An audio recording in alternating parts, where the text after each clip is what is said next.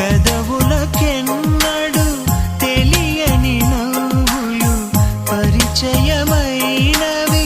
నీ వలన. ఇదివరకెన్నడు కలగని ఆశలు మొదలవుతున్నవి నీ వలన. ఏమైందో ఏమో నిజంగా, లోకం మారిందో ఏమో కొత్తగా.